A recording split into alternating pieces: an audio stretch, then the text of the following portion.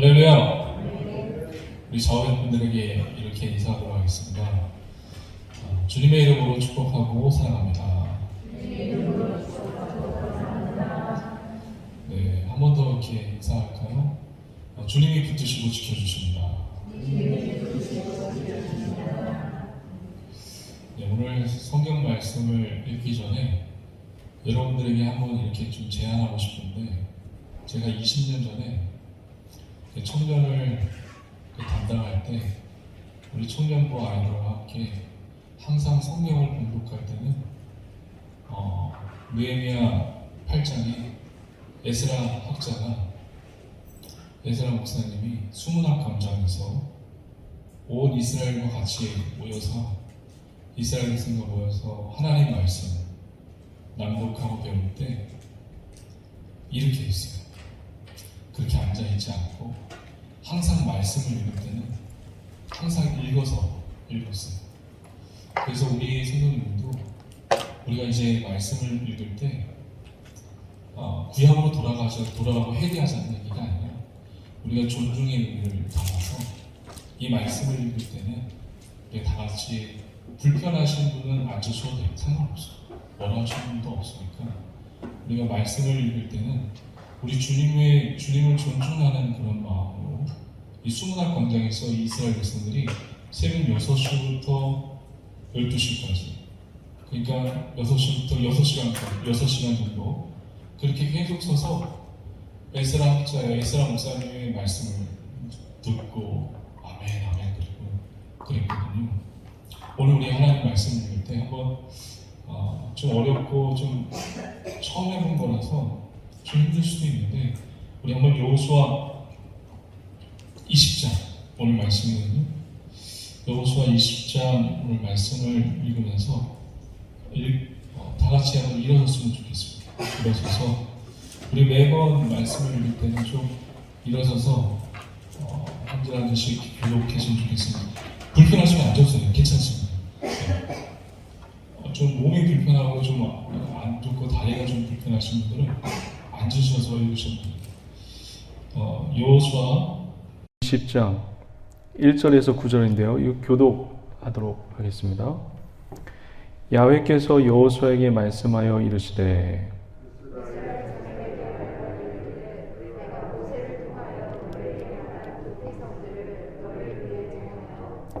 부지 중에 실수로 사람을 죽인 자를 그리로 도망하게 하라. 이는 너희를 위해 피의 보복자를 피할 곳이니라.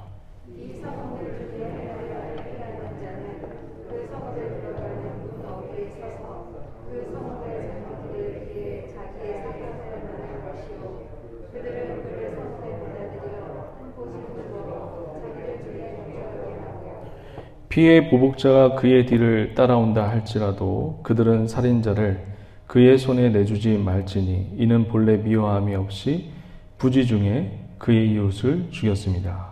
그 살인자는 회중 앞에 서서 재판을 받기까지 또는 그 당시 그 제사장이 죽기까지 그 성읍에 거주하다가 그 후에 그 살인자는 그 성읍 곧 자기가 도망하여 나온 자기 성읍 자기 집으로 돌아갈지니라 하시니라. 이에 그들이 납달리의 산지 갈릴리 게데스와 에브라임 산지 세겜과 유다 산지의 기랏 아르바 곧 헤브론과 여리고 동쪽 요단 저쪽 루벤 지파 중에서 평지 반의 베셀과 갓 지파 중에서 길르앗 나몬과 므낫세 지파 중에서 바산 골단을 흡별하였으니. 우리 다 함께요. 이는 곧 이스라엘 모든 자손과 그들 중에 거류하는 거류민들을 위하여 선정된 성읍들로서 누구든지 부지 중에 살인한 자가 그리로 도망하여 그가 회중 앞에 설 때까지 피의 보복자의 손에 죽지 아니하게 하려 위함이라. 아멘. 다 같이 자리에 앉으시고요.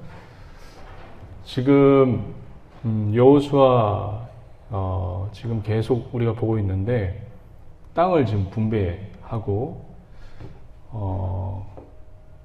이 19장 마지막에는 여호수아가 이제 마지막 리더로서, 그러니까 리더가 맨 먼저 자기의 욕심을 구하지 않고 다 지파별로 다 분배를 다 해주고 마지막에 자기가 자기의 땅을 이제 얻습니다. 그 모습을 끝으로 하고 오늘 도피성에 관한 이야기거든요. 도피성을 제가 오늘 묵상을 하면서 왜 여호수아에서 왜 도피성이 나왔을까? 신명기 민수기에도 나오거든요. 땅 분배 이야기를 하다가 왜 갑자기 뜬금없이 도피성의 이야기를 하고 있을까? 도피성의 개론적인 이야기는 제가 해드릴 거예요. 도피성은 이런 것입니다 라는 것을 해드릴 거예요. 근데 중요한 것은 왜 여호수아가 이 도피성에 관한 글을 땅 분배가 다 끝나고 뭐가 중요하길래 이야기를 했을까? 도피성의 개론적인 이야기, 도피성의 개념적인 이야기는 개념적인 이야기를 하려고 여기다가 기록하고 있었을까? 그건 아니라는 거죠. 뭔가 이스라엘 백성들에게 이스라엘 백성들도 도피성은 이런 것이다 라는 것을 알고 있었어요. 그러니까 이 도피성을 통해서 여호수아가 무엇인가를 이스라엘 백성들에게 그리고 지금 이것을 읽고 있는 우리 독자들에게 무엇인가를 말씀해 주기 위해서 기록해 놓은 거라고 저는 묵상을 하면서 그런 생각이 들었어요.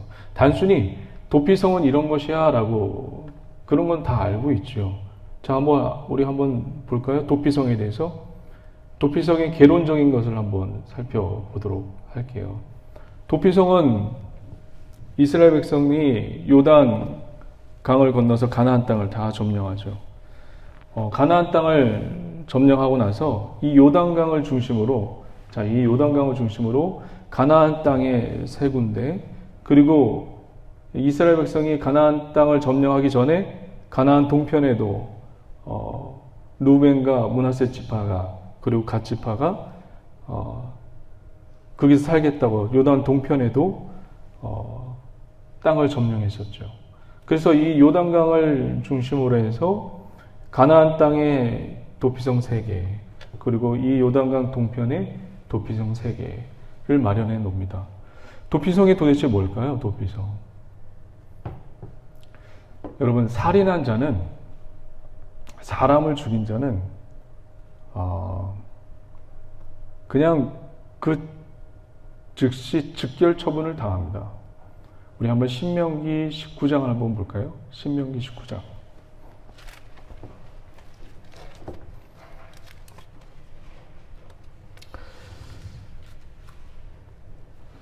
신명기 19장 21절 한번 펴보세요. 신명기 19장. 여러분 이걸 다 아실 거예요. 눈에는 눈, 이에는 이. 야, 어떻게 이렇게 할 수 있을까? 하나님을 섬기는 자들이 어떻게 눈에는 눈, 이에는 이 이렇게 복수를 해야 될까? 좀 의아해하고 이해가 안 가시는 분들 있었을 거예요. 한번 21절 한번 다 같이 한번 먼저 읽어볼까요? 시작. 내 눈이 국률이 여기지 말라. 생명에는 생명으로, 눈에는 눈으로, 이에는 이로, 손에는 손으로, 발에는 발로이니라. 이게 무슨 얘기냐면 어떤 사람이 칼을 가지고 예를 들면 손을 잘랐어요.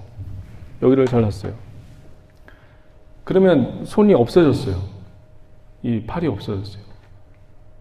당한 사람은 이 팔이 없어졌으니까 어떤 마음이 들까요? 복수하고 싶겠죠. 복수하고 싶겠죠. 그래서 팔이 없어졌으니까 어떻게든 이 팔을 없애게 했던 이 사람을 어떻게 복수해야 될까요? 여러분, 복수하고 싶은 마음은 내가 지금 팔이 하나가 없어졌어요. 그런데 복수심은 이 팔의 이상을 갖고 있어요. 그냥 내가 팔을 잃어버렸으면 그 사람의 팔만 자르면 돼요. 근데 복수심이라는 게 그래요? 나를 지금 쉽게 얘기하면 나를 마음을 너무 상하게 했어요. 예를 든다면 우리 현대인들이 마음을 너무 상하게 했어요. 복수심이라는 게 내 마음을 상했으니까 너도 마음을 좀 상해봐. 이런 식으로 끝나나요? 복수라는 건요, 더 심하게 하는 게 복수예요. 맞죠? 옛날에는, 특별히 오늘날에는 지금 경찰도 있고 군대, 군인도 있지만 옛날에는 그렇게 치안과 법이 그렇게 발달되지 않았어요. 그래서 어떤 사람이 이 팔을 잘랐단 말이에요. 그러면 이 피해자는 이 가해자한테 이 팔만 잘라야 된다고요. 근데 그 사람이 그런 마음이 아니에요. 사람이 죄인이라서 더 팔을 하나 잘랐으면 양쪽 팔을 다 자르고 싶다고요. 이게 사람이에요. 오늘 말씀 보면 21절 한번 잠깐만 보세요. 내 눈이 궁리를 여기지 말라. 생명에는 생명으로, 눈에는 눈으로, 이에는 이로, 손에는 손으로, 발에는 발로. 그러니까 복수를 그 이상 하지 말라는 얘기예요. 그러니까 성경이 그 당시에 치안도 별로요. 법도 잘 되어 있지 않는 것입니다. 이렇게 성경이 이렇게 얘기했던 얘기는 네가 당한 것 이상을 사람에게 하지 말라는 얘기예요. 무슨 얘기인지 아시겠죠? 그러니까 이게 나쁜 얘기가 아니에요. 눈에는 눈, 네 눈이 다쳤어? 그러면 그 사람의 눈만 다치게 해. 그 이상은 하지 마. 우리 사람이라는 게 지금 죄된 이 환경 속에 살고 있기 때문에 그 이상을 사람에게 복수하고 싶고 그렇단 말이에요. 그러니까 여기에는 하나님의 눈에는 눈, 이에는 이, 손에는 손, 발에는 발, 그 이상을 하지 말라는 의미가 여기 담겨져 있는 거예요. 그러니까 얼마나 하나님의 그 사랑을 여기에서 볼 수 있는지 우리는 알 수 있습니다. 무슨 얘기인지 아시겠죠? 이게 그 당시 하나님의 율법이었어요. 그런데 이런 경우에는 어떻게 해야 되나요? 이런 경우에는 어떤 사람이 도끼가 있어요. 도끼로 이제 나무를 땅 자르다가 이 도끼 이 중간 부분 이 나무가 이 톡 하고 부러지는 바람에 탕 찍고 다시 훅 하는 바람에 훅 할 뒤로 젖힐 때 이 도끼 날이 이 나무가 부러지면서 딩딩딩딩딩 날아가면서 그 옆에 있는 사람에게 맞았어요. 맞았는데 죽었어요. 이 사람은 고의로 한 거예요? 아니면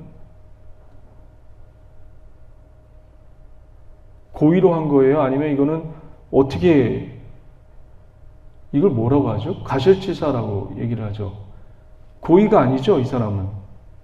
이 사람을 죽이기 위해서 범행 도구를 준비하고, 그리고 계획하고, 동선을 짜고, 그러지 않고 어떻게 얼떨결에 내가 의도치 않게 이 사람이 죽었어요. 이걸 가실치사라고 얘기를 하죠. 이럴 때 가능성이 도피성이에요. 19장 한번 볼까요? 19장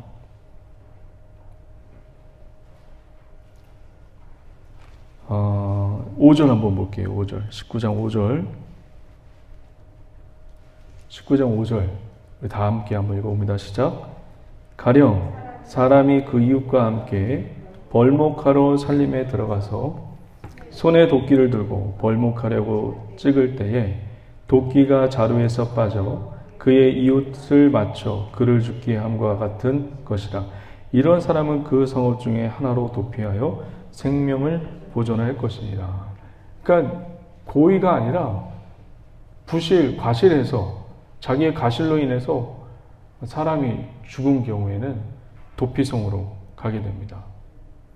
도피성에 이제 이런 사람이 도착을 했어요. 도피성에. 그래서 그 성읍 장로들이 너 왜 왔니? 라고 이렇게 물어봅니다. 그래서 저는 이래저래해서 왔습니다 하고서 이 사람이 정말 이 사람을 고의로 죽인 것이 고의로 죽이지 않았다면 그 성읍에서 받아들이고, 만약에 이 사람의 얘기를 듣고 증인들을 세워서 이 사람이 고의로 죽였다라는 것이 밝혀지면 가차없이 도피성 앞에서 그 성읍의 장로들이 그들을 죽입니다. 과실로 인해서 죽었습니다라는 걸 밝혀지면 도피성에서 받아들여요. 도피성의 그 뜻이 뭐냐면 받아들이는 성읍이에요. 받아들이는 성읍. 고의로 죽이지 않고 과실로 인해서 죽인 사람을 받아주는 성읍이 도피성입니다. 자, 그리고 또 이 도피성에서 이제 1년을 지내고 2년을 지내고 3년을 지내요. 그런데 나가고 싶을까요? 안 나가고 싶을까요? 이 성에서만 있어야 돼요. 이 성에서만 살아야 돼요. 나가고 싶을까요? 안 나가고 싶을까요? 나가고 싶겠죠. 그래서 이 사람이 이제 긴장감이 이제 풀어지면 그 성읍에서 잠깐 한번 나오고 싶어 해요, 사람이. 사람 심리가 그래요. 갇혀있는, 이 가택연금이나 비슷한 거예요. 근데 거기서 이제 성읍에서 나오면 아무리 과실치사로 해서 사람을 죽였다고 해서 그 피해자의 가족들은 가슴에 멍이 든단 말이에요. 복수심이 있단 말이에요. 그 사람이 나왔다는 소식을 들어요. 그래서 몰래 가서 그 사람을 죽여요. 그러면 그거는 죄가 성립이 안 돼요. 참 희한하죠. 도피성에서만 있어야 돼요. 도피성에서 나올 수 있는 방법이 있어요. 언제 나오냐면 대제사장이 죽을 때 나올 수 있어요. 그러면 그 사람이 대제사장 쉽게 말하면 목사님이 죽으면 나오는 거예요. 대제사장이 죽어서 나왔을 때는 이 사람 때문에 죽었던, 과실로 인해서 죽었던 그 피해자 친척과 부모 형제들이 이 사람을 죽일 수가 없어요. 이게 율법이고 도피성에 관련된 법이에요. 유대 전승에 의하면 이런 얘기도 있어요. 이 도피성이 6군데잖아요. 6군데. 네. 너희들이 이 가나안 땅에 순종해서 가나안 땅이 넓어지고 더 많은 땅을 차지할 때는 세 개를 더 도피성을 만들어도 상관없다고 그렇게 신명기에 기록하고 있어요. 이 유대전승에 의하면 유대전승이 아니라 이 도피성은 사람들이 하루 만에 갈 수 있는 거리를 사방팔방에서 하루 만에 들어갈 수 있는 거리로 만들어놔요. 왜냐하면 억울하게 죽임을 당하지 않도록 하기 위해서 어디서든지 이 도피성 이 6군데는 이스라엘 전역에서 하루 만에 들어갈 수 있는 거리에 위치가 되어 있어요. 그리고 이 도피성으로 갈 때는 푯말이 다 붙어 있어요. 누구나 이것이 도피성이라는 것을 알 수 있게끔 푯말이 다 붙어 있고, 도피성에 가는 길은 굉장히 크게 만들어놨어요. 약 폭이 14m 정도 될 정도로 누구든지 여기로 가면 도피성이 나온다는 것을 알 수 있게끔 그렇게 만들어 놓았습니다. 도피성을 지금 이스라엘 백성들이 6군데에다가 만들어 놨는데 이 6군데가 다 예수 그리스도를 예표하는 그런 이름의 뜻이 있어요. 그것도 한번 마저 살펴보고, 왜 여호수아가 도피성에 관련된 이 글을 땅 분배를 다 마치고 나서 했는지 우리가 그것을 한번 살펴보도록 하겠습니다. 먼저 여호수아 20장을 다시 한번 펴보세요. 여호수아 20장 7절 한번 볼까요? 7절 우리 다 같이 한번 읽어봅니다. 시작. 이에 그들이 납달리 산지 갈릴리 게데스와, 여기서 게데스라는 곳에 도피성이 세워놨네요. 우리 한번 그림을 한번 볼까요? 그림을 보면 게데스 옆에 뭐라고 써 있나요? 뭐 의롭다라는 말도 써 있는데, 또 다른 말은 이제 구별하다는 말이 있고 거룩하다는 말이 있어요. 우리가 어떻게 거룩하고 구별된 존재가 될까요? 그래서 어떻게 의로운 존재가 될까요? 여러분이 스스로 노력을 해서 스스로 주님 앞에 찾아서 내 노력과 내 열심으로 내가 의로워지고 내가 거룩해질 수 있을까요? 한번 생각해 보세요. 내가 열심히 노력을 하면 내가 의로워질 수 있을까요? 내가 거룩하고 깨끗해질 수 있을까요? 이스라엘 백성이 지금 애굽에 있을 때, 이 애굽에서 종살이하고 있을 때 이들 스스로가 구원을 해냈나요? 아니면 누가 외부의 힘으로 이들을 구원해냈나요? 하나님이 모세라는 사람을 보내서 그를 구원해냈다고요. 로마서 3장에 보면 한 의가 나타나서 우리를 구원해냈다고 말씀하고 있습니다. 외부의 힘에 의해서 우리는 구원받을 수밖에 없어요. 내 힘과 내 내적인 자원과 내 노력으로 하나님 앞에 설 수가 없어요. 믿으십니까? 그런 의미에서 하나님의 거룩하고 그리고 하나님의 구별된 사람이 구약 성경에 있죠. 내 힘과 내 노력에 의해서가 아니라 하나님에 의해서 구별된 자가 있어요. 누구죠? 하나님에 의해서 구별된 자. 내 힘과 내 노력에 의해서 구별된 게 아니라 하나님에 의해서 구별된 자가 있어요. 그게 누구죠? 나시린이에요. 맞죠? 나시린의 세 가지 특징이 있죠. 첫 번째가 뭐죠? 머리에 삭도를 대지 말라. 무슨 뜻이에요? 머리에 삭도를 대지 말라는 거예요. 내 머리 위에 누가 계시죠? 하나님이 계신다는 거예요. 그래서 삭도를 대지 말라는 거예요. 너 머리 위에, 우리 위에 하나님이 계신다는 것을 얘기하고 있는 거예요. 그 다음에 또 뭐죠? 시체를 만지지 말라. 뭐예요? 왜 만지지 말아야 되죠? 시체는 어떤 게 시체예요? 죽음과 사망과 연관되어 있는 게 시체예요. 너는 죽음과 사망과 연관되어 있지 않다라는 것이 나시린의 특징입니다. 믿으십니까? 또 한 가지는 술 취하지 말라. 술 취하지 말라는 얘기는 뭐예요? 술의 지배를 받지 말라는 얘기예요. 그러면 우리는 누구의 지배를 받아야 되죠? 성령의 지배를 받는 저와 여러분 되시길 주의 이름으로 간절히 축원드립니다. 우리는 성령의 지배를 받아야 할 존재입니다.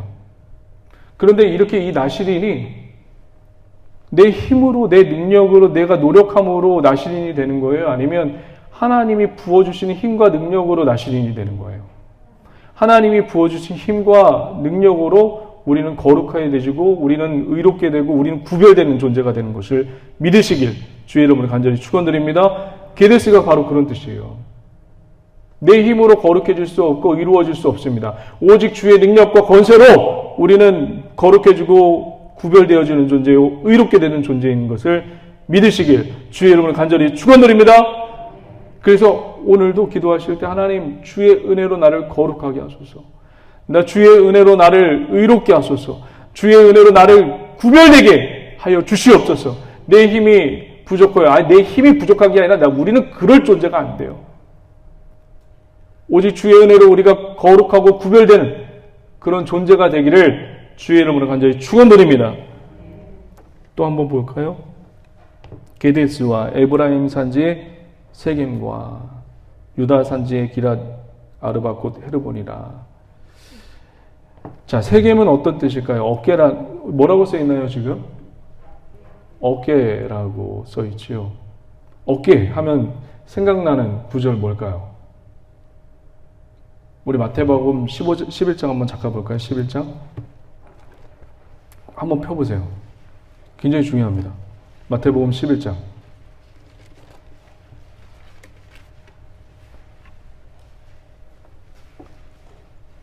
11장 펴보셨어요? 자, 이제 저를 한번 보시고요. 예수님이 이렇게 얘기하죠. 수고하고 무거운 짐진 자들아 다 내게로 오라. 내가 너희를 쉬게 하리라. 그런데 참 희한한 게 나는 마음이 겸손하고 온유하니 다 나에게서 배워라. 그러면 내 마음에 쉼을 얻으리라. 라고 말씀하고 있는데 여기서 한번 잘 생각하셔야 돼요. 주님이 수고하고 무거운 짐진 자들아 다 내려놓으라고 했어요? 아니면 다 내게로 오라고 했어요? 주님은 한 번도 그 짐을 내려놓으라고 한 말이 없어요. 저와 여러분들에게 짐을 내려놓으라고 한 말이 없어요. 다 내게로 오라고 얘기했지. 주님은 저와 여러분들에게 사명의 짐이 주어주셨어요. 지어주었어요. 그걸 한 번도 내려놓으라고 한 적이 없어요. 다 내게로 오라고 얘기했지. 그러면 이 무거워서 어떻게 해요? 이 짐이 너무 무거운데 평생을 이 짐을 지고 가는데 무거운데 이걸 내려놓지 않으라고 하면 이거 어떻게 하라는 얘기예요 도대체? 무거워서 이 무거운 것이 가벼워질 때가 있어요. 언제 가볍죠? 언제 가벼울까요? 저 여러분들이 젊은 날에 연애를 한번 해보신 적이 있을 거예요. 뭐 사랑하는 남편과 사랑하는 아내와 이렇게 남녀가 길을 걸어갈 때 가방이 이제 무겁죠. 뭐 연애를 하니까 학생들 때 연애를 해야겠지요. 그러면 이 남자도 지금 뒤에 이제 가방을 메고 있는데 이 여자친구가 가방을 메고 있는 거예요. 너무 이제 무거우니까 이 가방을 내가 또 앞으로 맵니다. 그러고 나서 이 여자친구 집까지 데려다 줘요. 왜 이 여자친구의 가방을 이 남자친구가 멜까요? 무엇 때문에? 그렇죠. 사랑하니까 매는 거예요. 사랑하니까 그 여자친구 집 앞까지 갈 때까지 이 짐이 무거워요? 가벼워요? 가벼운 거예요. 지금 그 얘기를 하고 있는 거예요. 예수님께서는 한 번도 수고하고 무거운 짐진 자들 다 내게로 오라. 내가 너희를 쉬게 하리라. 한번 볼까요? 28절 한번 보도록 하겠습니다. 28절. 다 함께 한번 읽어봅니다. 시작. 수고하고 무거운 짐진 자들아. 29절. 나는 마음이 온유하고 겸손하니 나의 멍에를 메고 내게 배우라. 그리하면 너희 마음이 쉼을 얻으리라. 내려놓으란 말이 없어요. 가볍게 해준다는 말이 없어요. 언제 가벼워요? 우리가 예수님을 사랑할 때 이 사명이 가벼운 거예요. 믿으십니까? 그러니까 뭐든지 우리의 삶 가운데 이 신앙의 문제가 어디서 터져 나오냐면 주님과의 관계가 소홀해질 때 사단이 틈타오고 더러움이 쳐들어오고 우리가 그때 무너지는 겁니다. 그때 은혜도 못 받고. 그러니까 우리는 늘 주님과의 관계를 어떻게 해야 돼요? 사랑이 지금 관계가 계속 유지되고 있느냐 없느냐 그거를 늘 점검하실 수 있는 저와 여러분 되시기를 주의 이름으로 간절히 축원드립니다. 자, 이제 여호수아 다시 한번 20장 다시 한번 넘어가세요. 여호수아 20장 헤브론이 나오네요. 헤브론은 또 어떤 뜻이에요? 여기 뭐라고 나와 있죠? 헤브론은 뭐라고 나와 있나요? 교제하다. 또 다른 뜻으로는 뭐가 있냐면 연합하다. 그리고 동거하다. 그런 뜻이 있어요. 시편 133편에 보면 형제와 연합하고 동거함이 어찌 그리 아름다운지요. 이게 주님의 다 속성이에요. 우리 성도들은 지금 다 태어난 곳은 다르지만 지금 여기에서 하나님이 만나게 하셨다고요. 짧은 시간이지만 하나님께서 이 형제와 연합하게 하시고 동거하게 해준 것이 복되게 하시려고 하는 것입니다. 왜 그러냐면 시편 133편 잠깐만 볼까요? 이 형제와 연합하고 동거하는 것이 어떤 축복이 있는지 한번 보셔야 됩니다.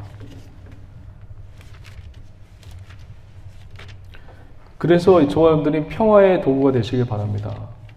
여러분들 옆에만 가면 너무 동거하고 싶고 연합하고 싶어하는 그런 믿음의 사람들 되시기 바랍니다. 저 권사님, 저 집사님한테만 가면 편안해. 연합하고 싶어. 그런 은혜가 있기를 바랍니다. 시편 133편에 보면 이 연합하게 하고 동거하게 하는 그 힘과 능력과 하나님의 은사를 받은 자들은 어떤 복이 있냐면 영생의 복이 있어요. 자, 얼마 안 되니까 다 같이 한번 읽어봅니다. 보라, 형제가 연합하여 동거함이 어찌 선하고 아름다운고 머리에 있는 보배로운 기름이 수염 곧 아론의 수염에 흘러서 그의 옷깃까지 내린 같고 헐몬의 이슬이 시온의 산들에 내린 같도다. 거기서 야훼께서 복을 명령하셨으니 곧 영생이로다. 아멘. 할렐루야. 곧 뭐라고요? 영원한 생명. 영원한 생명이라고 합니다.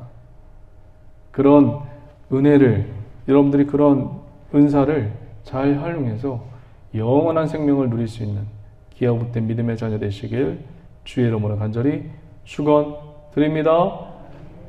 다음 이제 또 보시면 요단 동편의 8절에 보면 여리고 동쪽 요단 저쪽 루벤 지파 중에서 평지 광야의 벳셀, 현 요새라는 뜻이 있어요. 요새에 뭘 감춰놓죠? 보물과 보화를 감춰놓죠. 그래서 야훼는 우리의 보화 되시고 보배 되십니다. 갓 지파 중에 길앗 나모는 높은 언덕, 고지를 뜻하죠. 높은 언덕, 고지에 있으면 적군이 올라오기가 참 힘들죠. 그래서 길앗 나못에 있으면 우리는 평안하고 안전합니다. 예수 그리스도가 우리의 평안이요 안전한 처소일 줄 믿습니다. 예수 그리스도는 고지라는 뜻이에요. 예수 그리스도는 고지. 그분에게로 피하면 안전하다는 얘기를 하고 있는 겁니다. 그리고 또 므낫세 지파 중에는 바산, 골란을 구별하였으니, 골란은 기쁨이라는 뜻이죠. 야훼의 기쁨, 여호와의 기쁨. 우리 모든 성도들 심령 가운데 야훼의 기쁨이, 그리스도의 기쁨이 있기를 주의 이름으로 축원드립니다. 이제 결론인데요. 왜 도피성? 이건 개론적인 거예요. 개론적인 거. 누구나 다 아는 거예요. 왜 여호수아가 이 도피성을 적어놨는지 그게 중요하죠. 지금부터 잘 들으시면 됩니다. 왜 여호수아가 이 도피성을 땅 분배가 다 끝나고 기록했는지 지금부터가 중요해요. 자, 우리는 지금 저와 함께 여기 교회에 앉아있지만 원래 어디에 속해 있었던 사람이죠? 세상에 속해 있었던 사람이고 어둠에 속해 있던 사람입니다. 그런데 웬 은혜인지, 웬 진짜 하나님의, 이거는 신비죠. 신비로밖에 생각. 그 수많은 사람 중에 여러분을 택해 잡으셔가지고 빛의 자녀로 만드셨고 구별해 놓으셔서 이 자리에 오게 하셨습니다. 우리는 세상 속에서 어둠과 같이 세상 사람과 똑같은 존재로 그렇게 살다 오다가 어느 날 하나님의 신비로운 방법을 통해서 빛된 존재가 되었어요. 그런데 세상 사람들이 어둠에 있는데 우리가 갑자기 같은 어둠 출신인데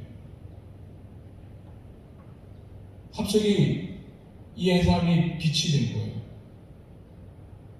그러니까 어둠에 있던 사람들이 빛 가운데 있는 우리를 어떻게 하죠? 어떤 취급을 받을까요? 세상 사람들부터 우리는 어떤 취급을 받을까요? 갑자기 같이 어둠 가운데 같이 잘 어울리고 있다가 어느 날 하나님이 우리를 빛된 존재로 만들었어요.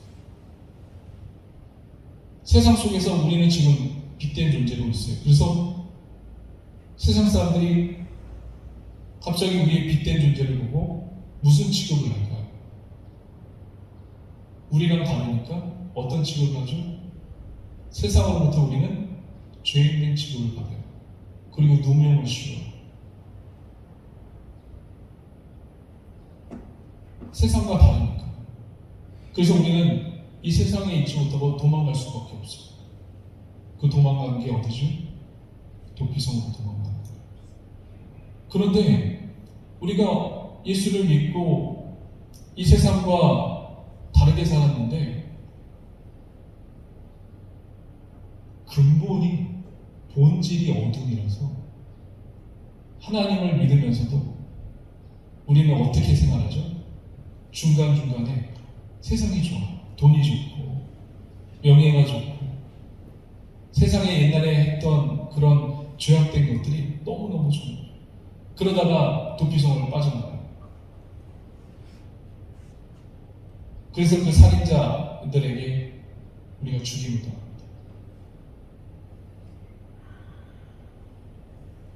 도피성에서 우리가 그렇잖아요. 지금 우리가 신앙생활하면서 온전해요. 우리 본질이 또 어둠이라서 중간중간에는 또 세상 사람들처럼 즐기기도 하고 싶고 중간중간에 우리가 신앙생활 하다가 딴 길로도 가요. 그렇죠. 여러분이 신앙생활 하다가 잘하다가 처음에는 하나님이 나를 어둠 가운데 불러주셔서 너무너무 좋아요. 근데 이 본질이 제약된 존재이면서 중간중간 다른 데로 새요. 시험에 들기도 하고 그리고 다른 사람을 시험을 들게 하고 도피성을 빠져나가요. 도피성을 빠져나가려고 하는 그런 유혹과 그런 세상의 유혹들이 너무너무 많이 우리에게 다가옵니다. 그래서 신앙생활 처음 시작할 때 너무너무 좋아요. 그런데 우리가 중간중간에 신앙생활 하다가 시험에 들기도 하고 넘어지기도 하고 또 신앙이 올라갔다가 내려가기도 하고 그런 일들이 벌어집니다.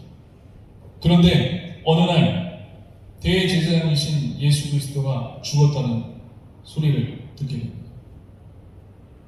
그래서 그 죽음의 대속의 은혜를 힘입어 우리는 도피성을 이제 나와서 세상 사람들과 함께 어울려 삽니다.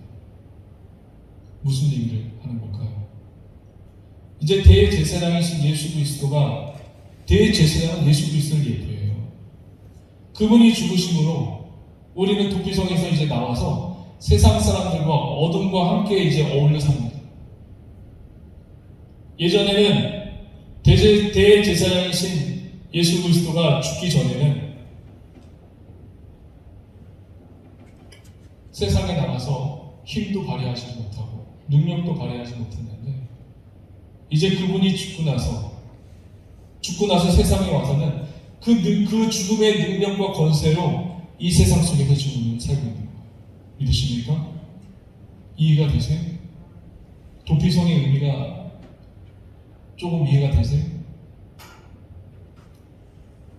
대제사장이신 예수 그리스도가 죽음으로 이제는 우리가 도피성에서 나와서 어둠의 세상 사람들과 함께 어울려 삽니다. 이때는 힘없는 존재가 아니라 그의 죽으심과 능력의 권세로 말미암아 그 어둠의 권세를 이기고 쪼개는 빛의 자녀로 힘 있는 자녀로 살게 되는 것입니다. 이게 도피성의 의미예요. 지금 가나안 땅에 땅을 분배받은 이스라엘 백성들이 이 가나안 땅에서 처음에는 지금 여호수아와 함께 정복의 칼을 휘두릅니다. 그런데 중간에 이 가나안 민족의 음란한 문화와 음란한 제사를 보고 이 이스라엘 백성들이 어떻게 할까요? 중간에는 다 혼합주의가 됩니다. 그리고 결국은 나라가 멸망되고 어떻게 할 수가 없는 거예요. 그들의 능력을 가지고는 이 세상에서 다 변질되고 혼합주의가 되고 그렇게 살아갈 수밖에 없는 존재가 됩니다. 그런데 어느 날 그리스도가 오셔서 죽으시고 부활하셔서 우리를 능력 있는 존재로 용서받은 죄인으로 만드십니다. 할렐루야. 그래서 이 땅에서 그의 능력과 권세로 힘있게 살게끔 만드십니다. 오늘도 저와 여러분들 주님의 죽으심과 권세로 말미암아 우리는 세상에서 죄인인데 찌질이가 아니라 용서받은 죄인으로 능력자로서 거뜬하게 살 수 있는 힘과 능력을 부여받은 존재가 될 것입니다. 할렐루야. 이게 도피성의 의미예요. 가나안 민족 가운데 지금 이스라엘 민족이 지금 같이 어울려 살게 됩니다. 너희 힘으로 너희 능력으로 살 수 없다. 그의 죽으심만이, 어린 양의 죽으심만이 그 힘으로 살 수 있다는 것을 지금 이 도피성을 통해서 신약의 예수 그리스도의 죽음을 예표하고 있는 것입니다. 오늘도 저와 여러분들 주님의 죽으심과 능력으로서 용서받은 죄인으로서 하나님의 능력에 칼을 들고 전신갑주를 입고 이 세상에서 복음의 능력을 가지고 당당하게 살아내는 저와 여러분 되시길 주님을 간절히 축원드립니다. 기도하시겠습니다.